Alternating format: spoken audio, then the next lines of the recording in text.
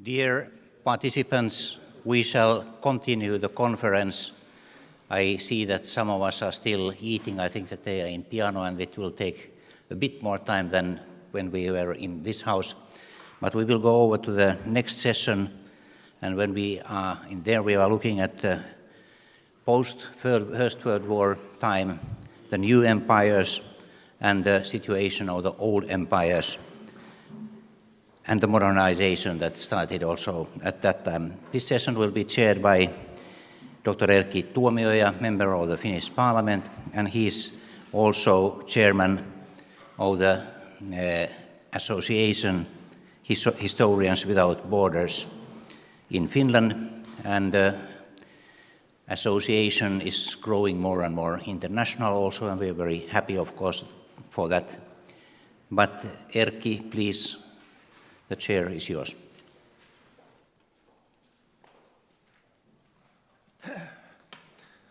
Thank you.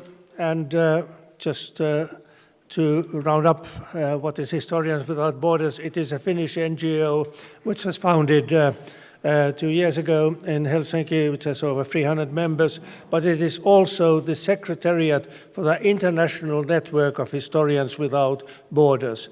And if you are interested in more information, and of course you're all welcome to join the network, if you can sign on to the principles of our founding declaration, I will put out some information outside for those who are interested. But today's session is about new empires and old empires under modernization between the wars. We have 3 speakers.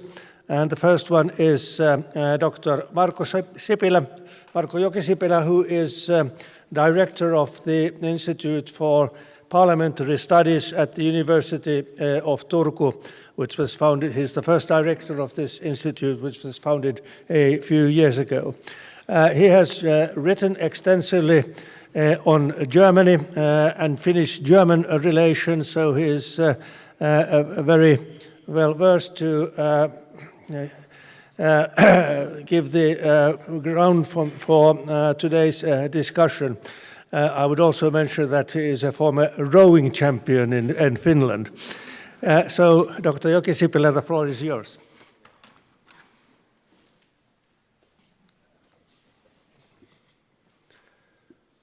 Okay, ladies and gentlemen, as you can see from my stature, the rowing days are long time gone nowadays. So, yes, and my most recent book just came out 2 or 3 weeks ago. It was in Finnish language. It was called Hitlerin Kopla, which would translate into English like something Hitler and his henchmen or something like that, which was a collection of 20 mini biographies of the 20 most important German actors in the Third Reich, starting from Hitler, Himmler, Goebbels, and so on. And I think that most of the things that I will be talking about today are now a result of this thought process that went on in my head during the writing of this book.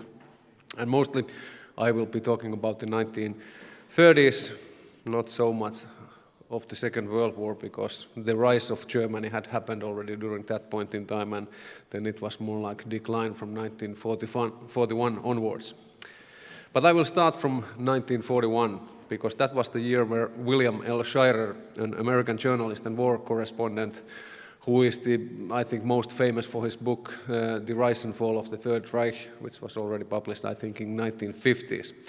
But already in 1941, William Shirer published his Berlin Diary. He had been observing the events in Germany for 7 years during the 1930s. From 1933, from the rise of power of Hitler onwards, and written down his observations day by day. And in a 1935 entry from the Nuremberg party rally, he wrote the following to describe the immense popularity of Adolf Hitler. Quote, "I am beginning to comprehend some of the reasons for Hitler's astounding success. Borrowing a chapter from the Roman Catholic Church, he is restoring pageantry and color and mysticism to the drab lives of 20th century Germans. This morning's opening meeting was more than a gorgeous show. It also had something of the mysticism and religious fervor of an Easter or Christmas Mass in a great Gothic cathedral. The hall was a sea of brightly colored flags. Even Hitler's arrival was made dramatic. The band stopped playing. There was a hush over the 30,000 people packed in the hall. Then the band struck up the Badenweiler March. Hitler appeared in the back of the auditorium, slowly strode down the long center aisle, while 30,000 hands were raised in salute. End of quote. A couple of years later, in August 1939, just before the invasion of Poland, Hitler reflected himself his popularity when addressing the leadership of the army in Berghof in Berchtesgaden. He said the following, quote, "In the end, all depends on me, on my existence, on my political abilities. It is very probable that never again will anybody have the confidence of German people on his side like I do. Probably there will never in future be a man who would have more authority than me." End of quote. Scherer and Hitler were not wrong. It is very likely that in 1930s, Adolf Hitler was more popular among his people than any other dictator in the 20th century world, maybe even in world history. He was actively supported and even loved by the overwhelming majority of Germans. This state of affairs continued all the way up to the final years of war. Most Germans didn't see Hitler as a brutal tyrant who had taken power forcibly and then enslaved his people. They strove voluntarily to obey the orders of their Führer and the provisions of National Socialist ideology. The most enthusiastic of them even tried to anticipate the wishes and hopes of Hitler and act accordingly. Ian Kershaw, the biographer of Adolf Hitler, has written about this kind of behavior and described it as working towards the Führer. In the 1920s, Germany was a weak and troubled country. Most of its population felt dissatisfied and bitter because of the territorial and economic arrangements of the Versailles Treaty. The size and quality of its army was strictly limited by the provisions of the treaty. Germany had to pay war reparations, and it had lost strategically important border regions to both France and Poland. Internal situation in Germany was difficult throughout the 1920s. Germans had to endure hyperinflation, increase in class tensions, and political turmoil. The relative stability of the last years of the 1920s was swept away by financial and commercial crises from 1929 to 1933. The turn of the 1920s and 1930s became a crossroads for many developments in Germany that reinforced and accelerated each other mutually and produced those inflammable political, economic, and social circumstances where it became possible for Adolf Hitler and his National Socialists to rise to power. Because of the economic depression, millions of Germans lost their jobs and the general living standards plummeted. Fewer and fewer people felt that they could trust their government to guide the country out of this situation. Many Germans saw that it was exactly the political system of the Weimar Republic that was to blame for all these difficulties. Party structure in Weimar Republic was fragmented, and it was difficult to form effective and strong governmental coalitions. Political infighting, tensions between various parties, and the general unwillingness to cooperate and compromise undermined the legitimacy of the whole democratic constitution. More and more Germans began to think that the source of the problems was democracy itself. They longed for a strong national leader who would put a stop to internal quarreling and give Germany back its national self-esteem and international prestige. Hitler sensed this emerging collective disappointment, bitterness, and frustration. As a masterful political tactician, he made full use of it in the elections from 1930 to 1933. In his campaign speeches, he painted bright and optimistic visions of a powerful, happy, and self-confident Germany, where people would have work, welfare, and a strong sense of community. Although he never said anything concrete about exactly how he was going to achieve this, people were eager to believe him.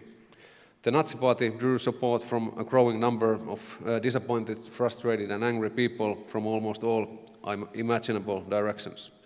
From the unemployed, from the small business holders, industrial workers, farmers, young people, pensioners and so on. Hitler's lasting popularity was not a propaganda stunt, although propaganda had a role to play in it, of course. More important was that he had undeniable achievements to show. There was a radical turn to the better in German economy, mostly as a result of extensive public work programs started by Hitler. Unemployment decreased rapidly from the 6 million in the beginning of 1933, and in the last years of 1930s there was a virtual full employment in the country. Deprivation and hunger gave way to decent, in many cases even prosperous living standards. As there was a strong check on wages and prices, the inflation did not eat away the benefits of this positive economic turn. One of the reasons that made Germans support Hitler was that he put an end to the chaotic turmoil and internal feuds of the Weimar years. People longed for law and order, and National Socialists appeared to be able to achieve them. Although their own measures were harsh and often themselves illegal, they appealed to the sense of justice of many Germans. Hitler and the Nazis posed as the defenders of decent, ordinary people and their modest way of life against all decadence, indecency, corruption and crime. Also in foreign policy, Hitler appeared to many Germans as an unprecedented rainmaker. In only 5 years, he managed to reach almost all of the goals he had set for himself in the election campaigns before the assumption of power. Germany regained its sovereignty and its international position, becoming once again a European power, great power and military might. The pace of Hitler's victories was breathtaking indeed. Reincorporation of Saarland in January 1935, 2 months later the reintroduction of conscription and the establishment of both 500,000 men strong army and Luftwaffe. In June, naval agreement with Great Britain. In March 1936, the remilitarization of Rhineland. In August, participation to Spanish Civil War. And in March 1938, the Anschluss of Austria. And in September, the acquisition of Sudetenland from Czechoslovakia. The defeat in the First World War was a collective German trauma and source of feeling of inferiority and humiliation. By dismantling the provisions of the Versailles Treaty, Hitler gave a solution to this dilemma and made himself hugely popular among almost all Germans. Hitler was a ruthless exploiter of opportunities, and many existing circumstances favored him. He created a political culture that was bent upon war and conquest of new Lebensraum. However, the rise of Germany created by him and his party was in many ways an illusion and something that simply could not last. Even if there would not have been a new major war in Europe, Germany would have almost certainly collapsed in 1940s because of Hitler's apocalyptic economic policies. By 1938, the country was using 52% of its governmental expenditure and 17% of its gross national product to armaments. Its military spending was more than that of Britain, France and United States combined. German army grew from 7 divisions in 1933 to 102 divisions in 1939. On the long run, maybe only the economy of the United States would have been able to withstand these kinds of levels of continued military spending. Hitler's economic miracle rested on shaky grounds. From 1933 to 1936, German economy was boosted by huge programs for building roads, electrification, and massive investments in industry. By 1936, continued economic growth was more and more dependent on the astounding levels of expenditure upon armaments. In the short term, this created growth, of course, but in the long term, consequences were mostly negative. The development of German economy was far from sustainable and well organized. Hitler had created a chaotic system of competing competencies and rival offices so that the ultimate authority would be his only. There was no serious effort to balance the rearmament program with country's real economic capacities. Instead of well thought out allocation of priorities and resources, there was constant and destructive competition between various branches of bureaucracy. Hermann Göring, who was in charge of the 4-year plan, was a hopeless administrator. There was no coherent plan of where the capital investments and raw materials would be allocated and why. Germany was a country poor of raw materials. It had to import huge amounts of iron ore, copper, bauxite, petroleum, rubber, nickel, and a host of other items to keep its industrial machinery running. There were recurrent crises in the armament industry because of either the raw materials or the funds to pay for them ran out. As a result of all this, Germany was in fact not as strong militarily or economically as Hitler claimed and other countries feared. The army, although strong and big in numbers, contained only a limited amount of high-quality battle-ready units. However, as 1930s drew to a close, resorting to war started to look all the more tempting in Hitler's eyes. Rearmament had strained German economy heavily, but new conquests would help to alleviate this situation. The Anschluss of Austria gave Germany access to new iron ore and oil deposits, together with considerable Austrian metal industries. Moreover, Germany got $200 billion in gold and foreign exchange reserves from Austria. Without Anschluss, the breakneck speed of rearmament would have been almost impossible to maintain. The demand, however, was constant and more was needed. The occupation of rump Czechoslovakia in March 1939 gave Germany much more new industrial potential, as well as the gold and currency assets of the Czech National Bank. Czechoslovakian industry was one of the most developed in Central Europe, and it had sizable stocks of raw materials, especially ores and metals. Germans started to sell the products of Czech arm industries to obtain much needed foreign currency. Occupation of Czechoslovakia was of major importance for Germany's power in Europe. From 1938 onwards, German economy revolved more and more around plundering the manpower, material, industrial capacities and financial reserves of other countries. Hitler was inevitably pushing Europe towards another great war. Nazi regime could not have survived without this constant conquest of new areas and capacities. Hitler was determined to make Germany greater than any other state in Europe, maybe even in the world. He paid no attention to the costs of this policy and didn't for a moment stop to think what would happen then when all the conquerable lands would have been taken. For Hitler, war and struggle were constant things. For him, there was no such thing as a post-war Germany. In this, he was very different compared to, for example, Frederick the Great or Bismarck. He had complete disregard towards the obstacles that stood in his way. He wanted to change the European and international order as soon as possible and as profoundly as possible, but he had no understanding of what a genuine long-term change required in terms of national resources and sustained economic effort. In June 1941, Germany invaded Soviet Union. This was maybe the biggest mistake Hitler ever made in his life. Wehrmacht had been spectacularly successful in the West with its blitzkrieg tactics, but now it faced a completely different kind of war. During the course of German-Soviet War, also the unsustainability of German economy became evident. Soviet Union suffered gigantic losses of men, equipment and area in the first months of the war, but refused to be defeated. Soviets had territory to cede and ever new reserves to throw into the battle. The war on the Eastern Front was a limitless war, and Germany was not properly equipped to fight this kind of battle. Already on 7th of December 1941, when the Red Army, for the first time in the war, took to counterattack at the outskirts of Moscow, Hitler admitted that the war could not be won militarily. When the military goals that he had set for himself thus had permanently escaped, Hitler burned all the bridges. There was no possibility of a negotiated peace, and Hitler probably didn't even want one. He kept on preaching about the final victory and importance of sacrifice, but already at the turn of 1941-1942, he must have realized that all the chances of German victory were gone. He was facing the most powerful military coalition in the history of the world.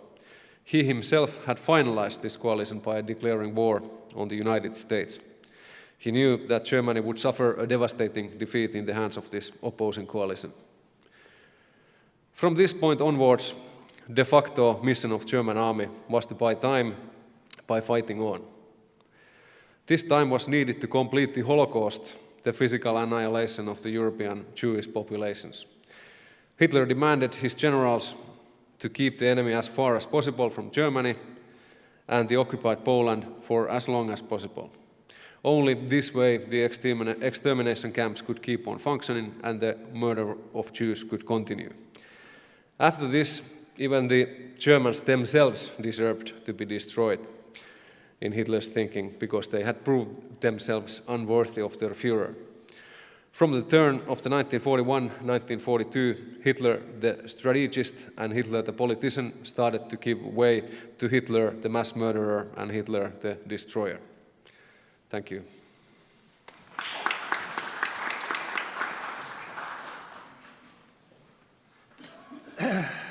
Thank you, Dr. Jokisipilä.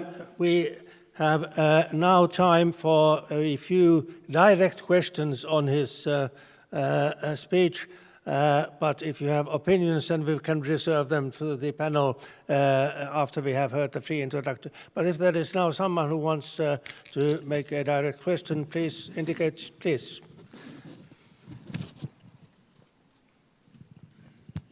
Yes, thank you very much, Mr. Chairman. Thank you for a very good speech. I think you covered the whole Hitler period in a good way. I have one small question.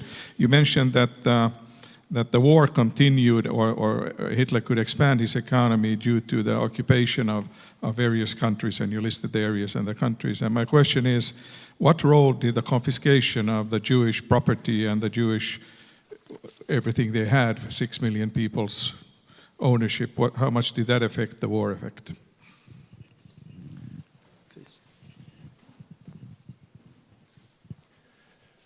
Thank you for your question. Actually, I cannot give you any precise answer to that, but it's obvious that when you seize the assets of 6 million people, some of whom were very, very wealthy, and when you think that how systematically Germans did this, it must have had effect on the German war industry. But like I said, I cannot give you any strict percentage or anything like that. But I think that it must have been significant. But then the whole insanity of the Holocaust, when you think about it, comes from the fact that Germans needed hundreds of thousands of people to keep this machinery of murder running.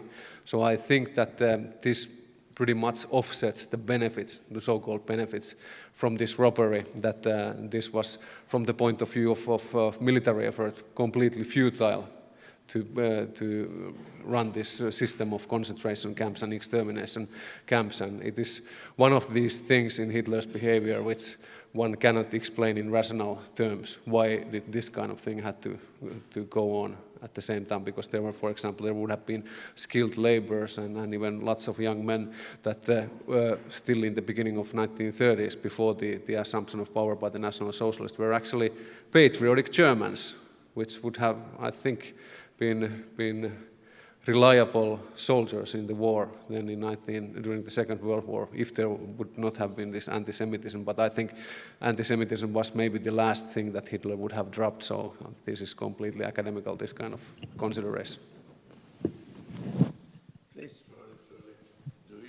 Do you have any, of course you have an idea, I think the Nazi Gold Conference a few years ago, people came together in London first and then in Washington after the pretensions, claims and accusation of State Department, and some results came out. I mean, Swiss and Sweden are both countries, and then something else, especially the plundered art objects.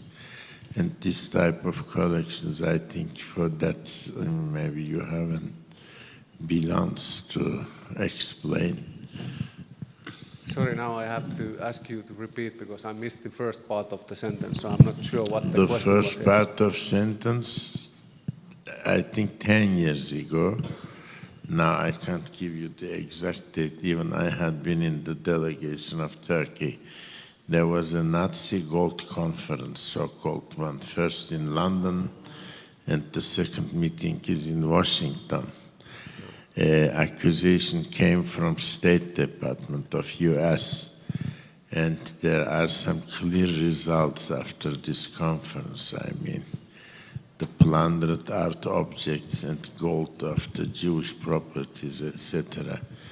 And I think as your association has a clear idea about this. Yeah. This is the kind of question that I haven't myself researched at all. I know that there is literature on this topic available, so I'm not even going to try to answer this because, frankly, I don't know enough of the topic. I don't know if there's somebody else present here in the lecture hall who has some more information about this, but this is something that goes beyond my expertise, unfortunately. Any more questions? If not, I will use the opportunity and put a question to you, which, as a historian without borders, I think that we always need to put when we are studying a country's history. And we know that Germany is the home of Vergangenheitsbewältigung, dealing with your own very difficult and disastrous history in the 19th century.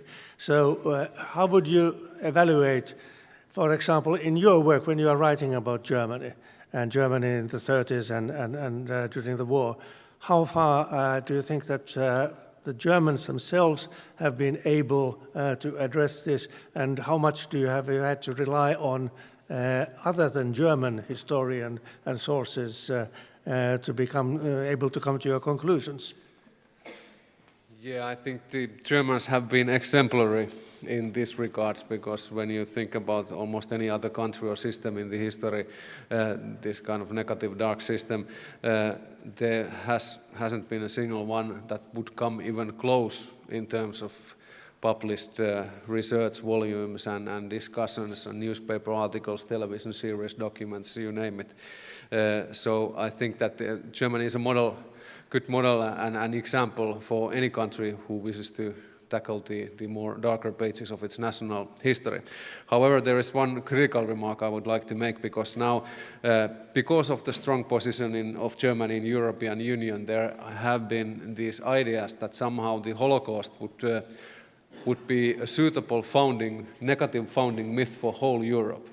And there I would draw the line, because we have to remember then that it started from somewhere, a particular place, particular country, and we should not put the blame too wide, although, of course, whole Europe bears its responsibility in these historical circumstances where Holocaust became possible. But I have to say that I'm easily able to understand why, for example, in Poland, when Germans are saying that Poles now, their current government is not following the European set of values, and then they are referring to history. I understand very easily how this might, create indignation in Poland, and this, because when one think about Polish history and what Germans did in Poland, I think that Germans are the last ones to give advice to Poles how to deal with their politics and history at the moment. But that's maybe more like current day politics, not Vergangenheitsbewältigung. I could tell about this. I was talking with Ansgar Gadamer, who was the person in 1945 who already started the discussions, and I was in Heidelberg and asked about, is there somebody who would tell about why Gadamer started this? And they said, why don't you go to him? He's living just 30 kilometers outside of the city. And he told that he was professor in Marburg in 1930s when the Kristallnacht was. And he said, during the war he was wondering why nobody did anything. He didn't do anything. And then he started the lectures and discussion. But he reminded also that there are two Germanys. So that was also the DDR. And they didn't go quite through the same process as in the western part of Germany they did. But I think it was very interesting to hear from himself. I have it also on tape when he was telling that I did nothing, just kept silent. Yeah, the East German version of Vergangenheitsbewältigung was very interesting in the sense that by some accident all of those people who have resisted the Nazi regime happened to live on those parts of Germany that then became the Democratic Republic, and all those bad Nazis, by some accident they happened to live on the western parts of the country, which then became the Federal Republic. This was something that was written in East European history books. And maybe, well, when one thinks about the German discussions, there still is this difference depending on does the speaker come from the Western Germany, on then these Neue Länder, which have not been Neue Länder for a long time now. But there is this certain difference in tone when Germans, even Germans themselves, are speaking about the dark pages of their history. Thank you. Let's move on. I think that we have raised some interesting issues and questions that the panel can continue to address. And now we move on with the subject being the breaking of the Ottoman Empire and the birth of New Turkey. Who is using the voice of the Islamic world? And it's my pleasure to introduce Professor İlber Ortayli from Galatasaray, not the football club, the university, and from the Bilkent University in Ankara. Professor Ortayli has a very interesting background, I would say very multicultural, multilingual, meaning that you are fluent in at least 9 languages, including Turkish, Ottoman Turkish, Latin, Persian, and so on. But so far, not yet Finnish. You're welcome.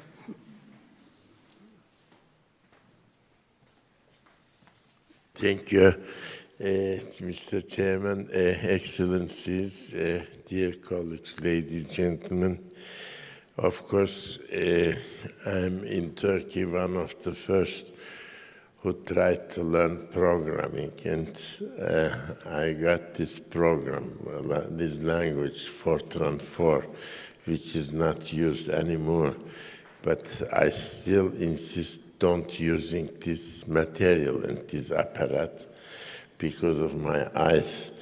And some people write sometimes my biography instead of my own, and they put some additional material. I'm teaching history. My subject is legal history, and of course, therefore, I have a larger interest than any of the Ottoman history because I have to use neighboring culture of the empire, Austro-Hungarian, Russian, and Persian, Iranian, Iran. And that's all. This subject, First World War, is actually a very interesting one. First time, it's not first time in the history of Europe, Turkish Empire did take part in many of these international struggles, starting with crusades, but the most remarkable one is, of course, the war after the Second Siege of Vienna. Basically, whole of Europe was part of this conflict, and Russia joined, of course, under Peter the Great to European part. And interesting enough, Sweden was not our ally. And in between Iran, a Muslim state, and a Turkish dynasty, they took their part on European side. That was Karlowitz. And after that, almost all important wars of European history, even including the Napoleonic one, we had, an ally, an interesting one, that was Russia. Turkish and Russian Navy, first time, came together and occupied the Ionian Islands in Adria and founded a Greek republic, first modern republic of Greek history. That was the Republic of Ionia under the protectorate of Russian Empire and the Turkish one. And after that, of course, Crimea, etc. And interesting enough, Britain was, together with France, a diplomatic ally of Turkey. And all the wars, including, Crimean, and after that, however, not non-belligerent, Britain again took the support of Turkey against Russia in 1878 in Berlin. And this is the modern history of Turkey. But the one case, this is the First World War, Turkey had a total war against Britain, and this war continued exactly 4 years. 4 years, we joined to the active war at the end of October 14 and ended it in the armistice of Mudros in October, end of October, in Limne, on the island Limne. And Britain had to fight 4 years against the Turks. And this was, as far as I know, the longest war of Britain, till that time. Till that time, it was the longest war of British Empire. Till that time, they had not such a long durée war. That bring a kind of, measure and hate. And the mutual hate of peoples, empires, continued for a long time. When I was a very young boy, during my train trips in Anatolia, I had the chance to listen to the old veterans of the First World War. You had to listen how they hated Britain. And this Britain was the ally of Turkish Empire, but one is enough. And certainly during this war, we had Gallipoli, and more than that, Kutl Amara in Iraq.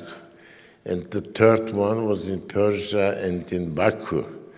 All the three are, very, very successful victories for the Turks, but not, of course, Palestine and Gaza and Suez. So Allenby is a very interesting figure. And on the other hand, of course, with Russia, we had a long war till 1917. Unfortunately, we have to translate it maybe by myself, by our the memories of old and very, very original communist of Turkey, who was not a member of Turkish Communist Party, but the Communist Party of Soviet Union, RSFSR first, his memoirs of the war as an officer, reserve officer.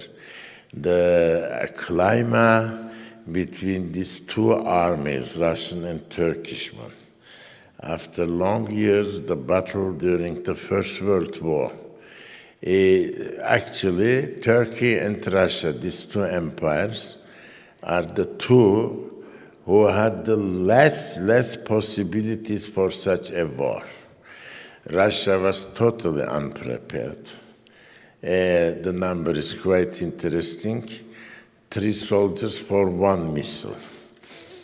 Turkey had maybe a better situation, but the army, the volume of the army, the measures, the countermeasures, all had been quite unsatisfied and unsatisfactory and one sometimes quite underdeveloped.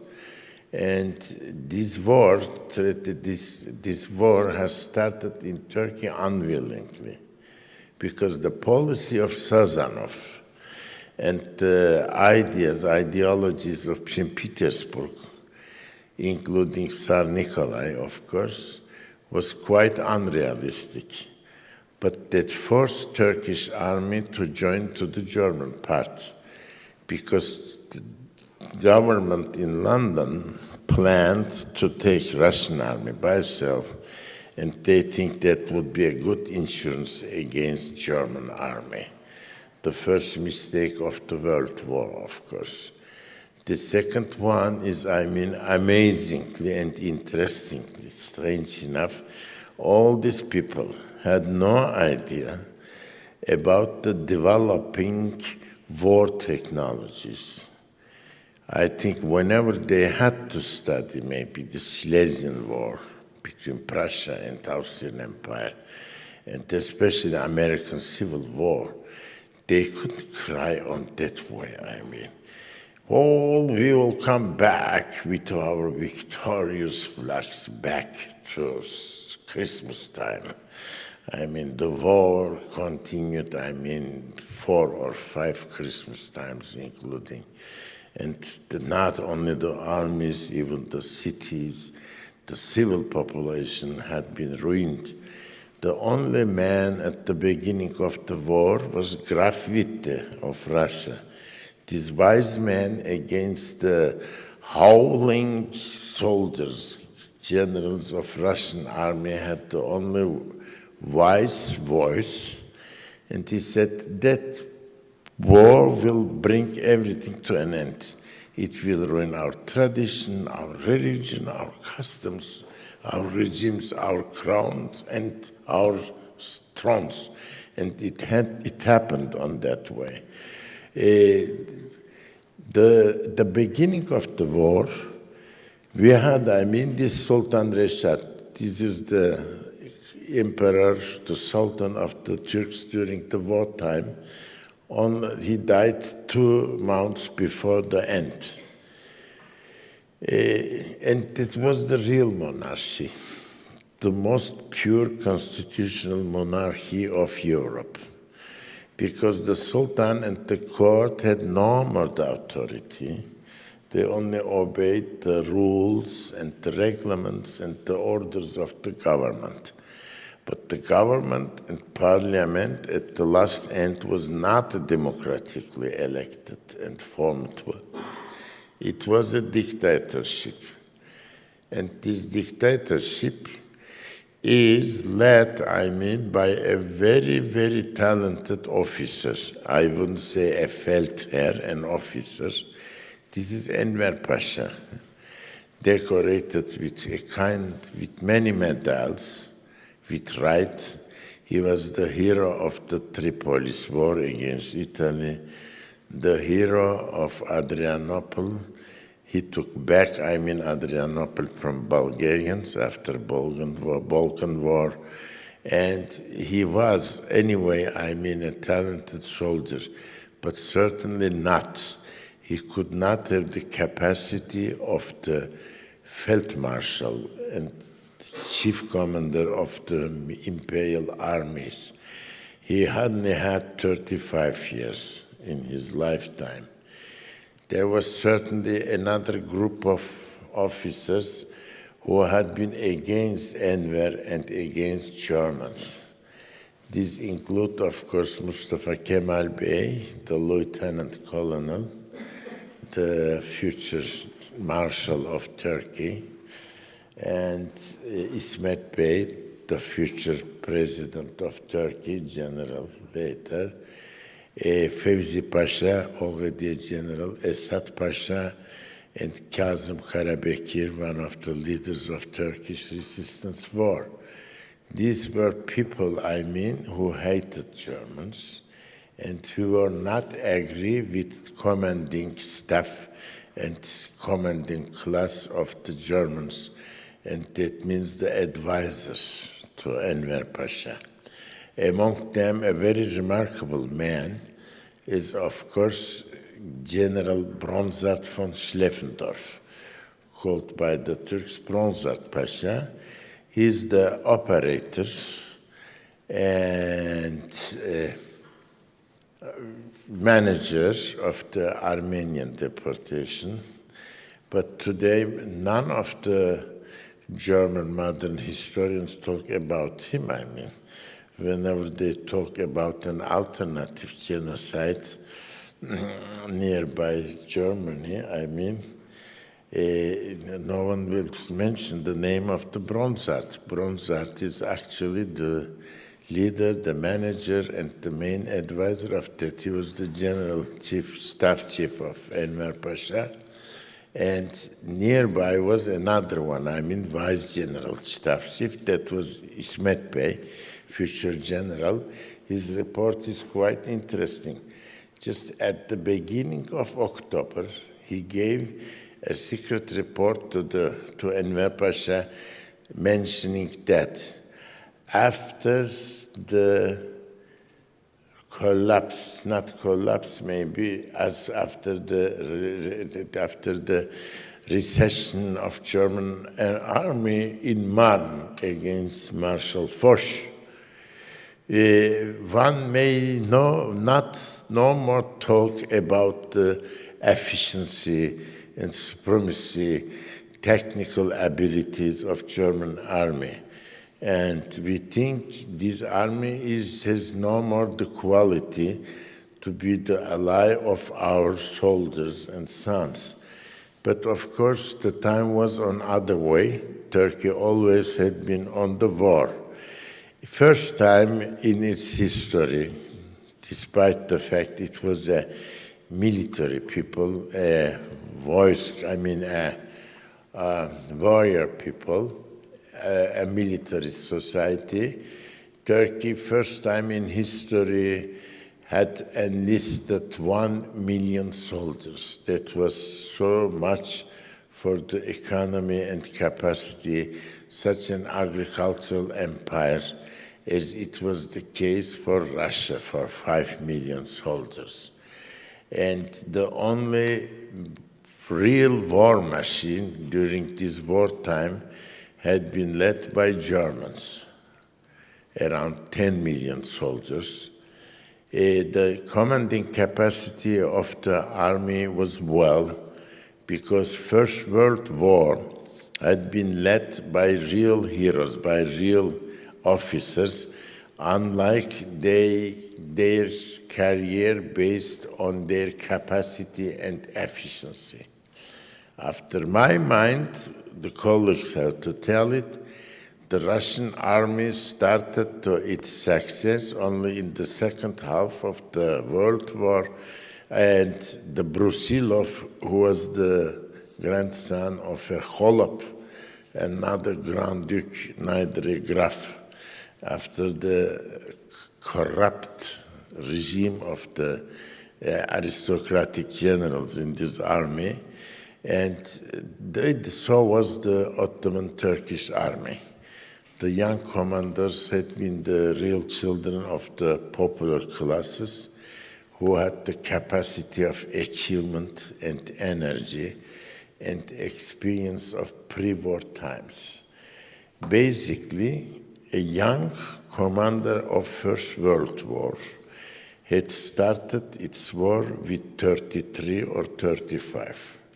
But before that, they had the experience of Tripolitan War against Italy and Balkan War against Balkan peoples, and then First World War, and after First World War, Resistance War, 3 years more. So totally 10 years formed the military career, the warrior character of a Turkish officer, and who had to build later, of course, their republic. Republican period is quite interesting, despite the fact, though, that Mustafa Kemal was, one of the marshals of the post-war times, like Pilsudski and Mannerheim. He rarely used his marshal title. Twice or 3 times after 24, he had the uniform in special days and never used, even officially, the title Pasha.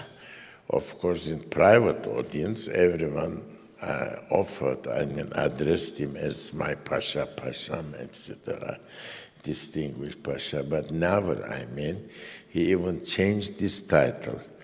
And the budget of the Republic gave the least portion to the army, because the people had, very difficult problems sanitary problems and educational problems. They had to fight against this post.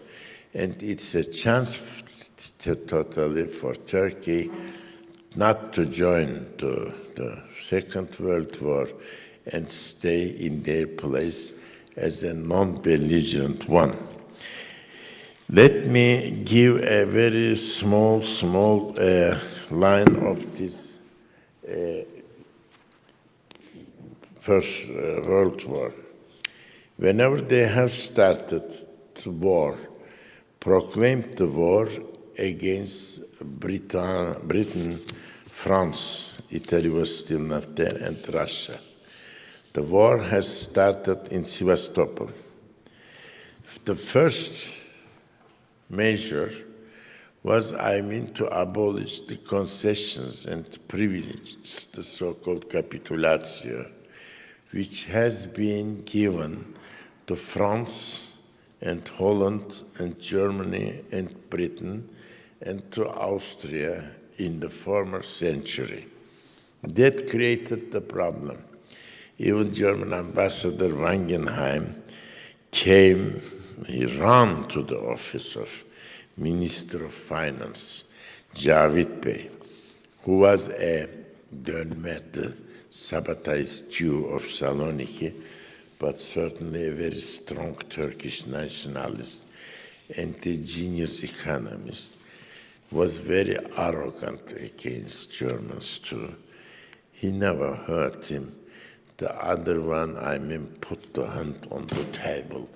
We will prove you who we are, the Germans, and that was the ally.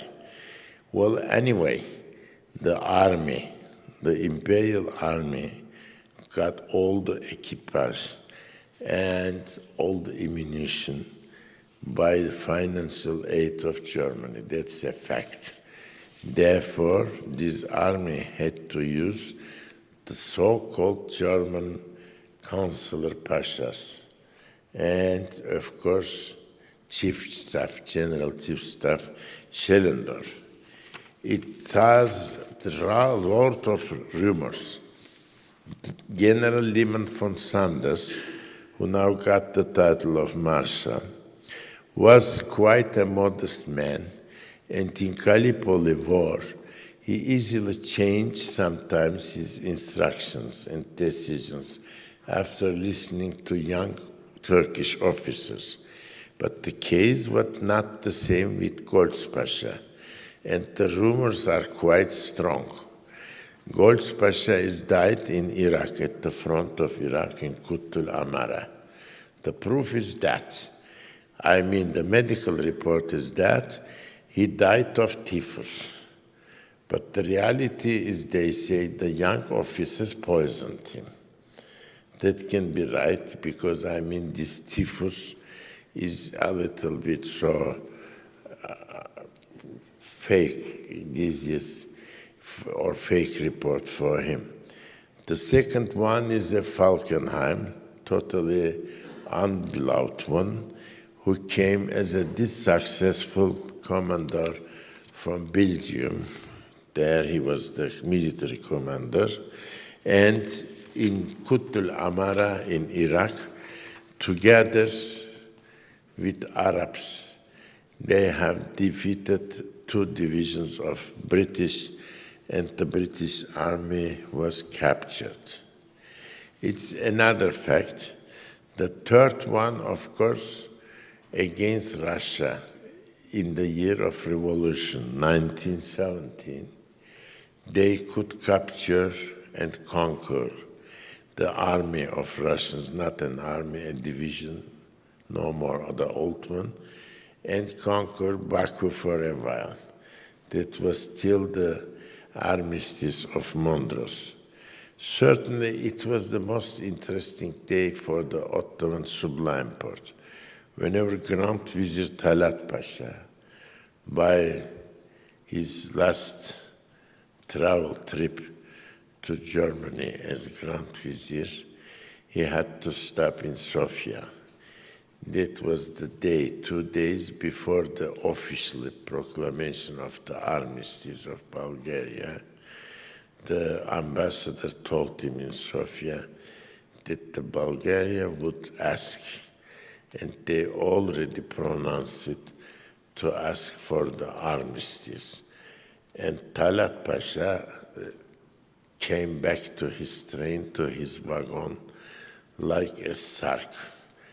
And meanwhile, one of the deputies had been in wagon. From where do you come? I'm so fat, I'm going to die coming back from Karlovy Vina. I wish I had to die. This last day of the last month of the war ended with the armistice of Mondros.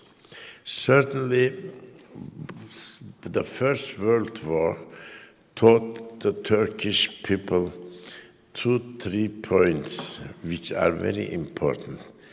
The first one, for the day, for the war, we have to enlist without exception many classes, not only people who are able for frontiers or in military service, even the mullahs and members of the ulema class. Secondly, even the non-Muslims. Whenever you visit Çanakkale, Gallipoli, you will also see, non-Muslims among the others, the tombs of them. The second one, of course, those people, the subjects, imperial subjects, became citizens. That's very important. Gallipoli is a monument for Turkey. The third one is, of course, the mobilization of the army brought Anatolia a new life, a new ability for organization that could create a new country after the war. But on the other hand, the war ruined Turkish economy. The best cities on Balkans had been lost after Balkan Wars 2 years ago, and now cities like Aleppo and Damascus and Beirut had to survive after this war. The reason for resistance is quite interesting. Britain had a Pyrrhus victory, and after this Pyrrhus victory, they needed new force. This new force was certainly Venizelos and Greek army, the latecomer to the First World War. They tried to use them for their occupation and control in Asia Minor. The same method is followed by France. Their army was also very tired and exhausted, so they took the Armenians. And that was their mistake, because a normal occupation of Franco-British army could stop the resistance war. But they lost this. And all the officers' clubs, staff of officers, all the members of the old coup d'etat party, Union and Progress, joined the forces in Anatolia. And at the first round, France had to leave the war. Italy, disappointed and felt himself betrayed, already left the part of the Britain and France and started to support the national forces in Ankara. And the same had been happened even in the Aegean part. It's the most remarkable device. The famous and future president, prime minister of Greece, General Metaxas, during those days, as an opponent of Venizelos' regime, do not invade Asia Minor. It would be a catastrophe, because these are people, they have their officers, their army and organization. One of the days, early in the morning, you will see their army at the front. And that came really together. It's a part. Turkish Empire had its reforms in 18th and especially in 19th century. And now, after First World War, because of this very, very agreement and the conditions proposed by the Allies, forced them to a new kind of resistance. And this resistance brought a kind of friendship, a kind of alliance with new Soviet regime. One has to read, if you can get it. I don't know whether they have the English translations. Turkish and Russian is there. The reports of Ambassador Aralov in Ankara, and certainly the very brilliant man, General Frunze of Red Army. Frunze's Journal of Anatolia is a very remarkable document to tell you the truth of New Russia and New Turkey, why it's happened. Because when this Kolchak had died there, Denikin also disappeared in Russian soil. But Wrangel took the asylum in Turkey with his division. And the British allies sent these people to Gallipoli. Very, very unfair conditions. And they died there like mosquitoes, the one after the another one. And in those days, many Belagardist officers of the Russian army got their revenge and asked to go and join to the National Army of Kemal, Mustafa Kemal in Ankara. The story is another part, but that explains us what was the marginal position of these two great empires at the margin of the other one, because that was a European war, and the war was neither Russian nor Turkish, and it came together.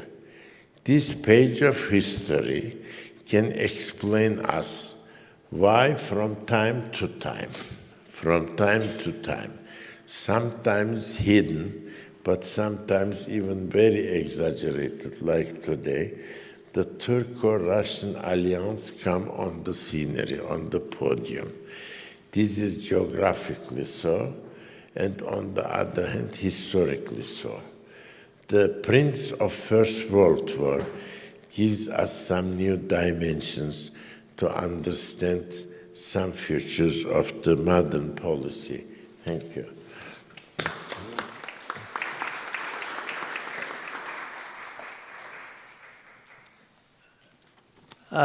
We are just about on time, but I would like to put one question, if you will, myself, because this expose of the Ottoman Empire and Turkey in the First World War and the aftermath of the First World War was very interesting and comprehensive, but I didn't hear any reference to what happened to the Armenians in 1915.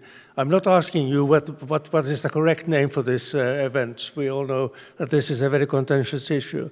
But I would like to ask you, because I think this is very important, how do historians in Turkey today deal with this issue? And there have been several different phases in Turkish history, because immediately after the First World War, some of the people who were deemed responsible for these deeds were put on trial in Turkey, but then they were subsequently pardoned later on. And how would you, as a historian, look at this development?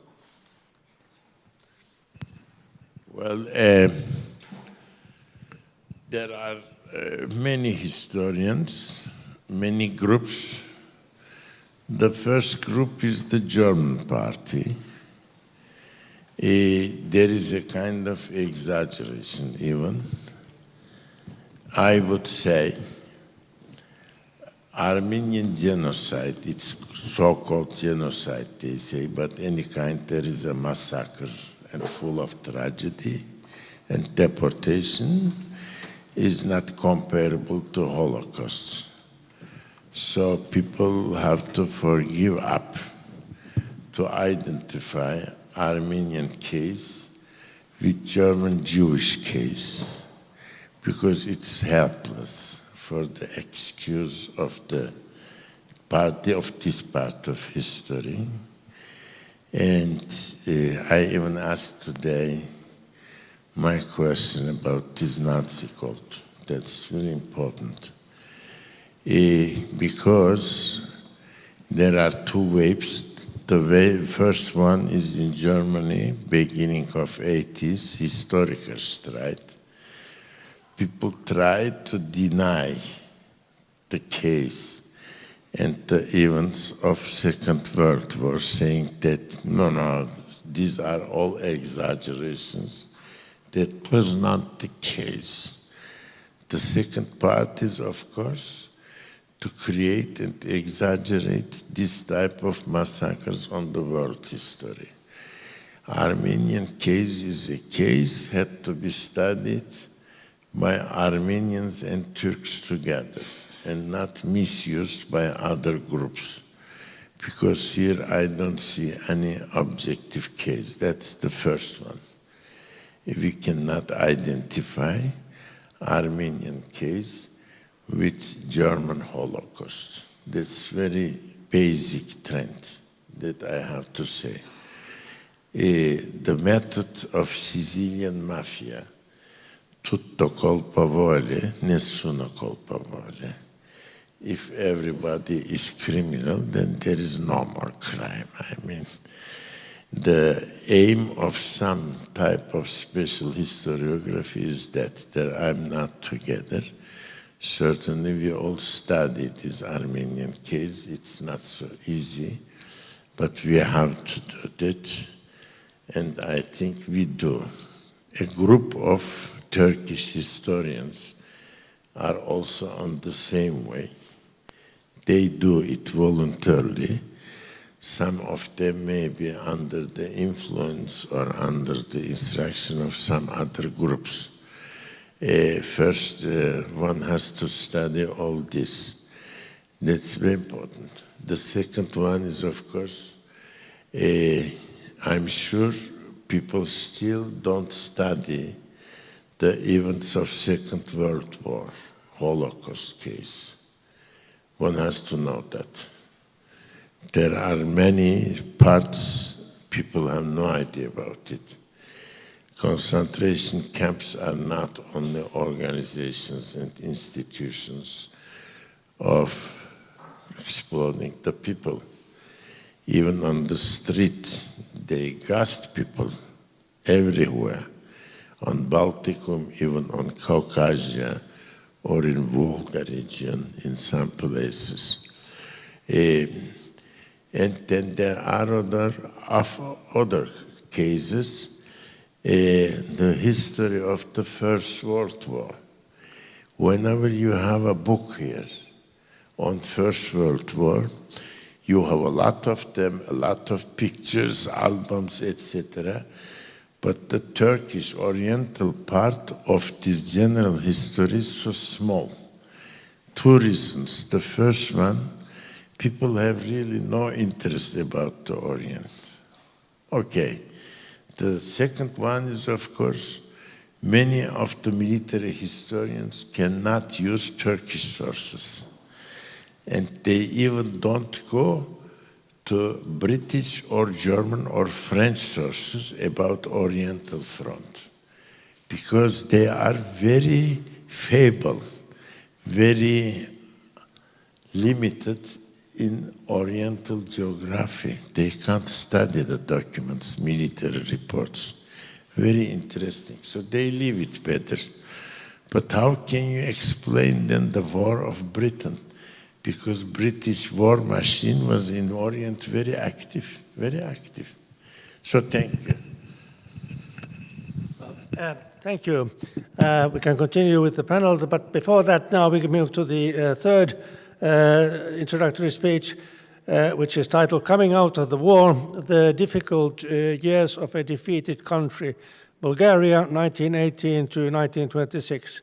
And it's my pleasure to call on Professor Ivan Ilchev, who is the rector of the University of Sofia, to deliver the address. And I would mention that he has a long and distinguished academic career at the university, and also visiting and working in universities in Europe and in North America. Please.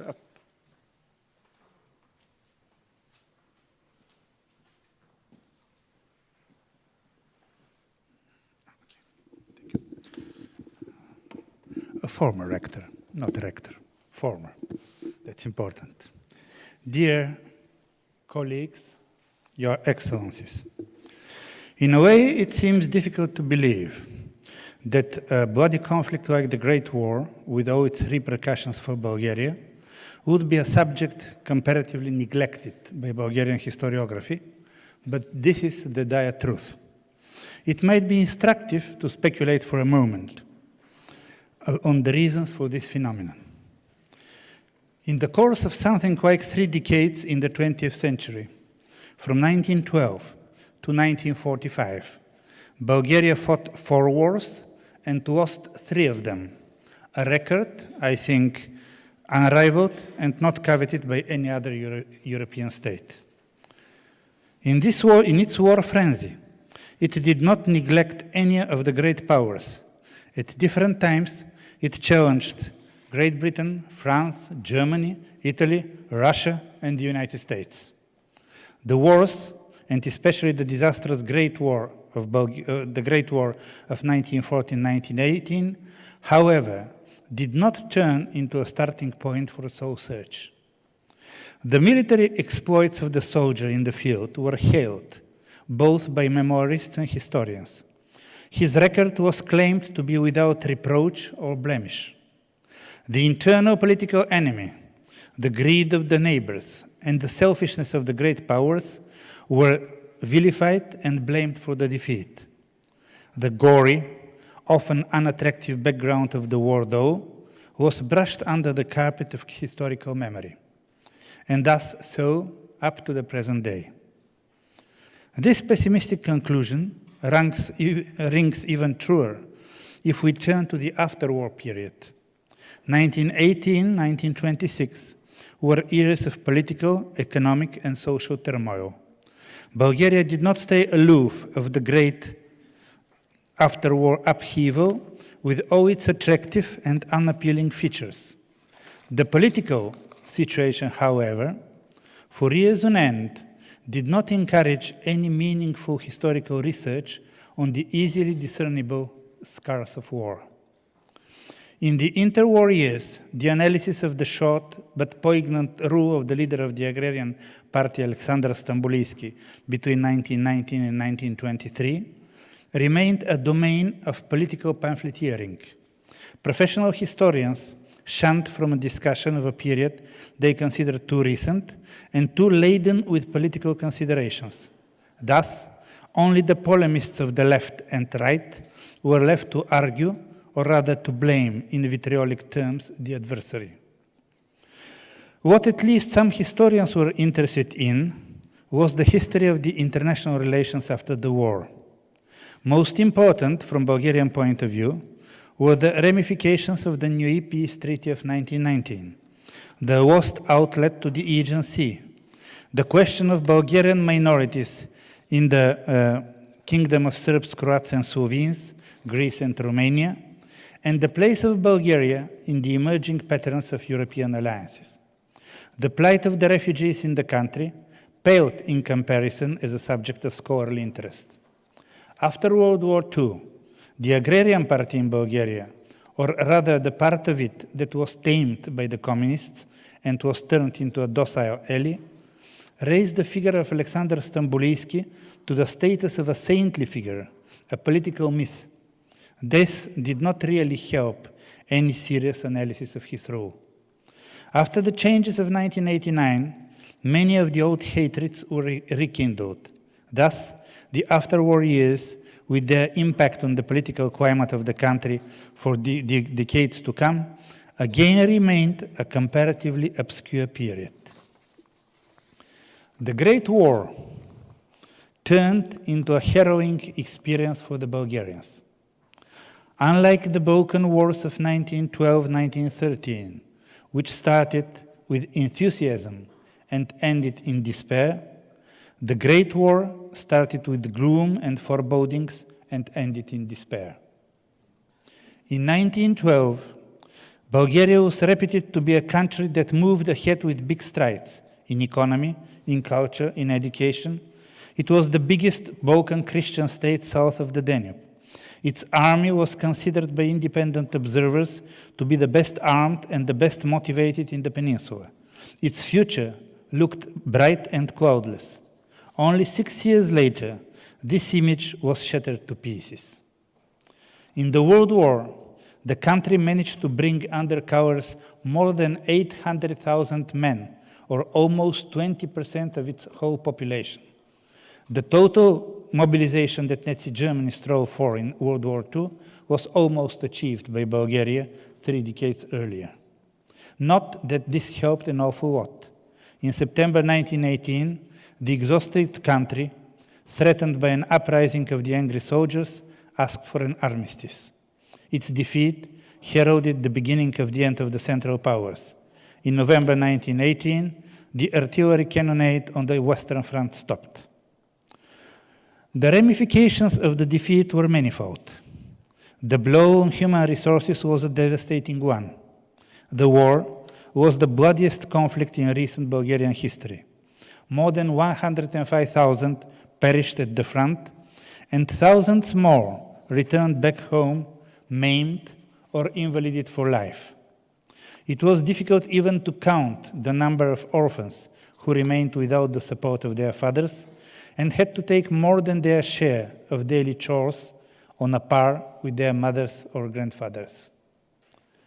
According to the stipulations of the New Peace Treaty of 1919, the country lost around 10% of its pre-war territory. It does not seem much compared with the losses of Germany or the Ottoman Empire, not to speak of Austria-Hungary, which ceased to exist. But it was impossible to reason in this vein with the Bulgarians. Even now it's impossible. Historians who claim that the peace treaty was not that bad are really ostracized by public opinion.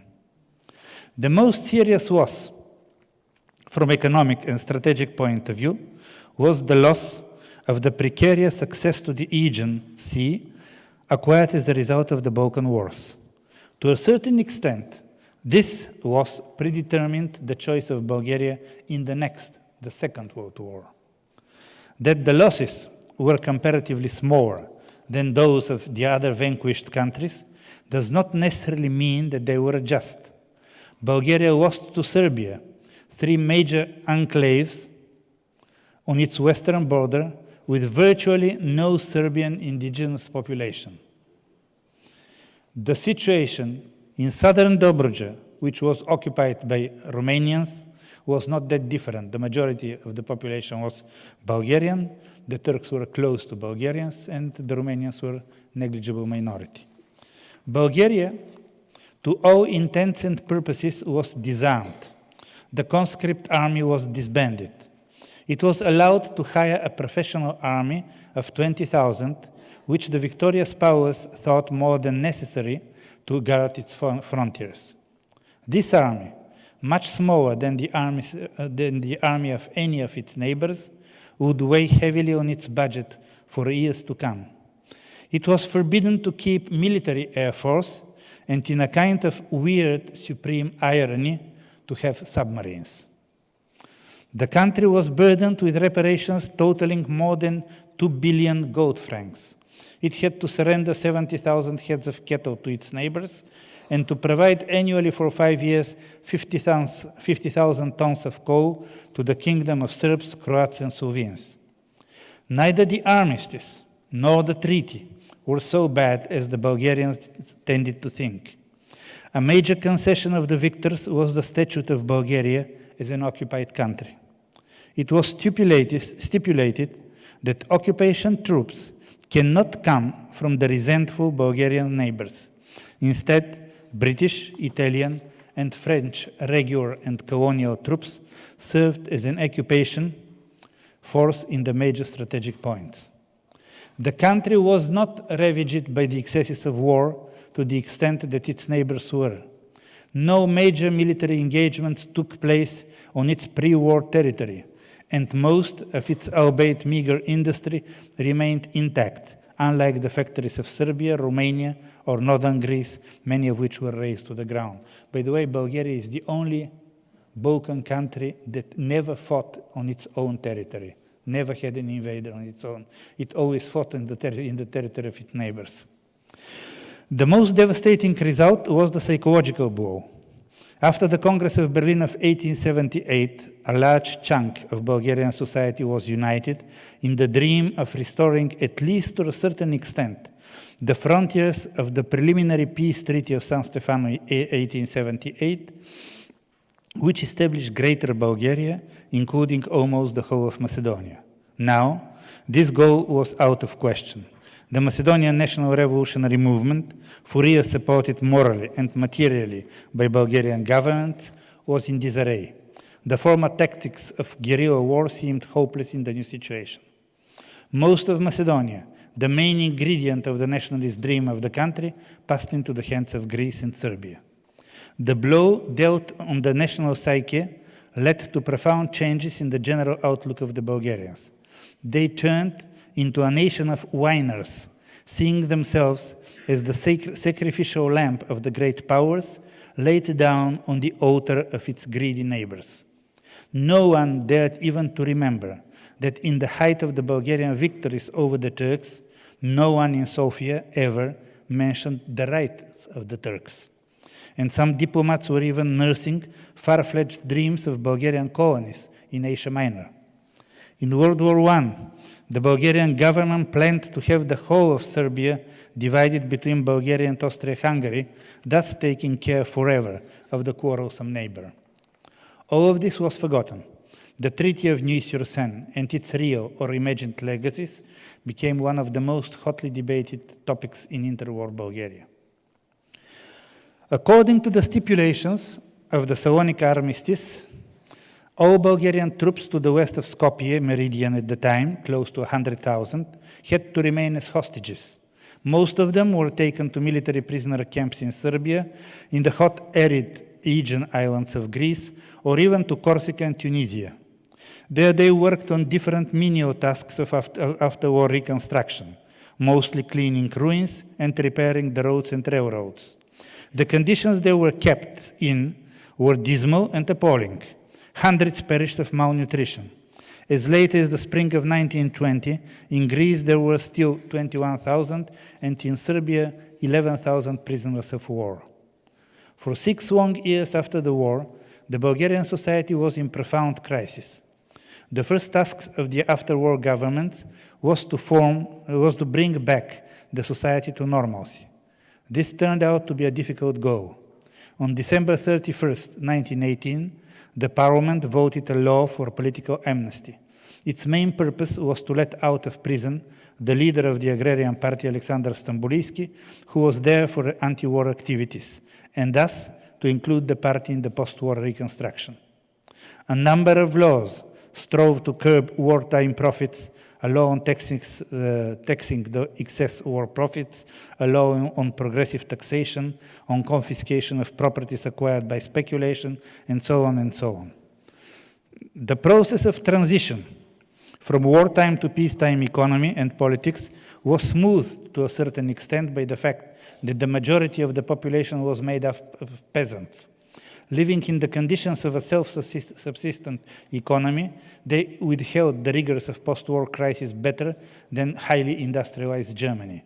Inflation never reached German proportions. The peasants were supposed to benefit from a widely publicized law for agrarian reform. The problem was that the law remained to a large extent on paper. There were few big land holdings to divide between the poor. Cities, however, were quite a different story. They ballooned, fed with the thousands of refugees from Macedonia, Thrace, and Dobruja. The result was a profound change in the topography of the cities. Shanty towns appeared on the outskirts. For a time, the local governments tried to struggle with illegal squatting, but soon they gave up. Special ordinances were issued allowing the refugees to form quarters of their own, often named after the cities and villages they had left behind. The agrarians strived to solve the crisis in two ways. In the first place, they started to sell or even to give away city-owned land in the outskirts to refugee families. Plots of land were given also free of charge to officers who had to retire according to the stipulations of the treaty and who had to live on a meager retirement pay. They also adopted a law which compelled owners of big houses and apartments to let in tenants on government-restricted rents. Those who had some but not enough funds grouped together to build the first cooperative apartment buildings, a form that became increasingly popular in the interwar years. War invalids received meager, if any, support from the government. Their pensions and the pensions of orphans were low, reflecting the general low level of the incomes of the Bulgarian society. Some measures with high visibility but with negligible practical results were undertaken. Among them, summer camps for orphans, sanatoriums for invalids, and so on and so on. A comparatively new phenomenon was the attempt to create government-regulated economy. This started even during the war, when the so-called Government Agency for Social Care and Prognostics was created. A number of the after-war policymakers worked there and established political and economic connections that ultimately would prove quite important. The government of Stambuliski tried to overcome at least part of the post-war difficulties by creating a number of agencies establishing government-regulated prices in agriculture in the first place. After his downfall in 1923, his successor, Professor Alexander Tsankov, who was teaching political economy at the university and worked for a time in the wartime agency, continued the efforts in this respect. Notwithstanding the evident economic growth in 1924-25, life remained difficult for almost everyone. One of the innovations of the agrarians that proved viable and continued through the 1990s was the establishment of the so-called labor force. In the beginning, it was a means to circumvent the restrictions of the peace treaty on a standing army. In the labor force, males of conscript age were supposed to spend 6 months working on different projects, mainly in the field of infrastructure. They built roads, bridges, dug tunnels, and stealthily were drilled in the military basics. Thus, the government hoped to prepare for the day when the restrictions of the treaty would be lifted. This idea attracted a lot of interest in Europe and was imitated in a number of countries, which does not mean that it's a Bulgarian idea. It was adopted from another country. One of the fringe benefits of the idea was the inclusion and socialization of Bulgarian Turks and Roma, who had to learn the Bulgarian language and acquired certain skills that would prove quite useful in their life. The government of Alexander Tsankov continued this vigorous and innovative policy in the sphere of the social relations. In 1923-26, it adopted new laws and regulations restricting the possibilities for speculative prices, took measures for bettering the situation of the workers, especially those working in the government-owned factories, raised the salaries, etc. One of the major problems confronting all governments in 1919-1926 was the social unrest. It started even before the signing of the peace treaty, fueled by low salaries and high prices. An additional factor were the trade unions dominated by communists and socialists, which vied with each other for influence among the workers and trying to prove that they are more militant than their adversaries. Strikes of railroad workers almost paralyzed the country. The social unrest subsided to a certain extent at the end of 1925-26, calmed down by the brightening prospects of the economy.